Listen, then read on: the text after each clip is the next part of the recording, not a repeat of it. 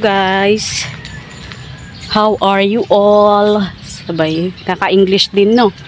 Hindi ako nakakapag video matagal na guys. Bumabalik na naman ang inyong Inday. Kasi nagka-problema kami kay mama. Di ba may glaucoma siya? Yung isang mata niya umataki. Dati pa 5 years ago hindi na siya nakakita yung kabilang mata niya, yung right side. Natitira na lang yung nakakakita sa kanya yung left side. Umataki na. Ngayon linggo-linggo kaming nasa doktor. Dapat naka-schedule kaming papuntang Manila. Hindi kami makapuntang Manila kasi every Tuesday nasa doktor kami. Ngayon naka-schedule na siyang i-opera sa Legazpi. Magtatatlong araw kami doon. Mag-i-stay kami 3 araw kasi doon siya i-opera. Ang mag-o-opera sa kanya yung galing daw Manila, specialista. Mas ang nag-check ng mata niya bali 3 doktor. Pang-4 yan mag-o-opera. Kasi sabi nung mga doktor na tumingin sa kanya, specialista sila sa mata, pero may nakakaalam pa sa sa kaso ng mata ni mama, kasi ang mata ni mama katarak ang glaucoma at saka katarak. Sa akin glaucoma guys, sa awa tumigil ako sa gamot, pinatigil ako ng doktor ko din kasi nga bumaba din yung pressure ng mata ko.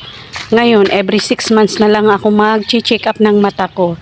Kaya kayo dyan pag may nararamdaman kayo sa mata nyo, huwag nyong iindahin. Kasi ganyan ang nangyari kay mama. Yung laging sabi niya masakit ang ulo niya, bumibigat yung ganito niya. Yun pala ay na siya, symptom na ng ng glaucoma. So ang glaucoma guys, yan, yung tumataas yung pressure ng mata natin. Pwedeng pag malala na sumabog, wala na. Pag sumabog yon, hindi na makakakita. Ganun. Kaya hindi ako nakakapag-vlog kasi nga minuto tinitingnan ko siya. Marami siyang iniinom ng gamot. Ang pangpatak niya sa mata 4. Yun sinasalit-salit ko. Kaya sabi nga, may mga nagtatanong minsan sa akin bakit hindi na daw ako nagba-vlog. Sabi ko wala akong time kasi nga yun nga, yung inuuna ko si mama.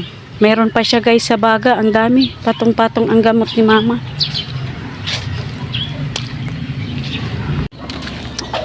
Hello guys. Bumabalik ang inyong Kamarites. Ngayon lang ako nakapag-vlog guys. Maraming higa dito kaya hindi ako napunta dyan.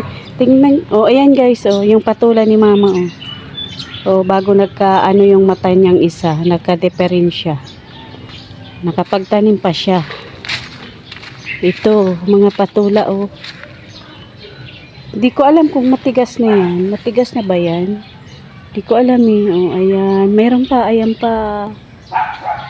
Ganda. Mga bunga ng patula niya. Ito siguro mga to. Yung niluto ko nito guys, mga siya, 1 meter ang haba niya. Yan, sobrang haba niya. Ngayon lang ako nakapag-vlog naman dito guys. Yung dating taniman nila mama, ayan, puno na ng kangkong yan. Kung makikita nyo, puro kangkong yan. Yan, wala na yung talong. Yan, hindi kami nakakapaglinis dyan. Gawa ng may umuulan. Putik dito nga putik yan umuulan, hindi ako nakakapagsiga. Yung namin dyan yung compost nakahiwalay yan. Ang lalaki ng dahon ng kangkong guys, ayan yung laing nandoon sa gilid, ayan